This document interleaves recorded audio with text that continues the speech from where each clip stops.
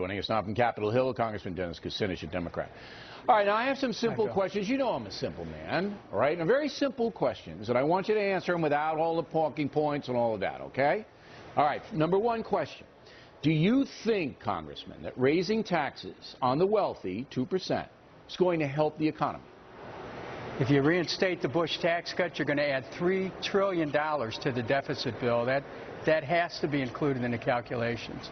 Well, I don't really understand that, because if you tax the wealthy according to the Treasury Department at the rate the president wants to tax it, 36% going up to 39.6, you raise about $85 billion a year.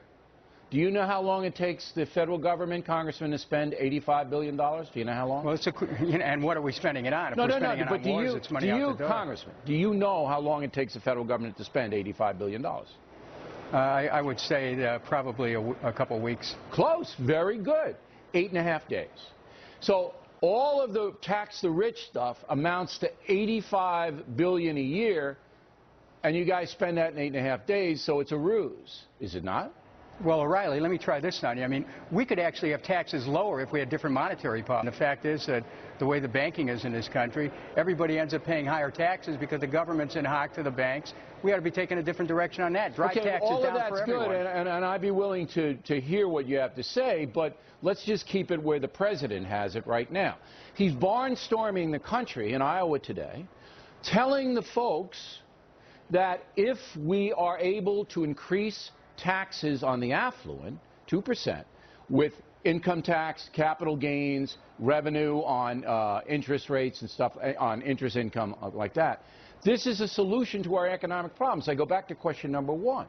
Is raising the taxes on the affluent going to help the economy? It's not an economic policy. It is it is one measure. It's a policy, and it's politics right now. Okay, so you're not going to sit here and tell me that it's going to help the economy, the tax raise. You're not going to say that.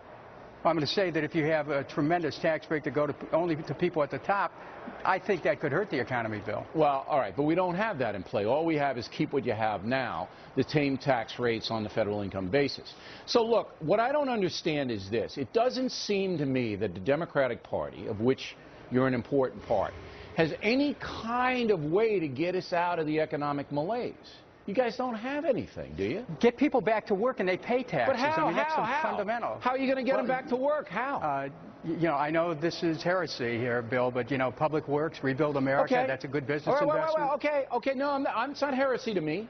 I mean, I understand the Tennessee Valley Authority and FDR. I got that. I'm a historian. But did you know that President Obama, in 3 years, has hired 10 times as many federal workers as President Reagan did in 8 years? Did you know that? Well, we don't know what's that based on. Could that be Homeland Security? Could it be doesn't matter people what who are it is. helping on disaster relief? He put 10 times as many people to work than Reagan did in 8 years, yet that's not instructive. The unemployment is stagnant. If it had been on building bridges, I'd say we'd What difference does it make whether it's Homeland Security or building bridges? It's the paycheck. Well, we have to, actually, you know, if we are rebuilding America's infrastructure, we could have a real value. It's a sunk investment that benefits everybody. All right, but we are, you know, the highway funds are there and the infrastructure is being built, but I'm trying to tell you that the Democratic Party doesn't have any policy, doesn't have any plan to get us out of this economic mess.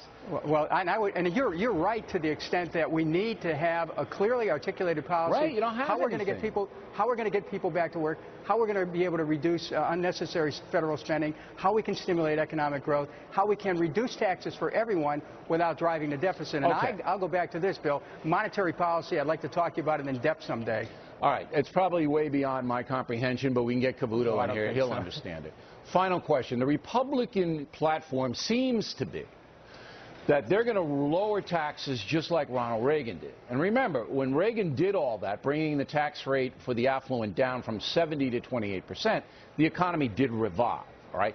So Romney's going to mirror the ghost of Ronald Reagan. That's their policy. Do you see that as a failure?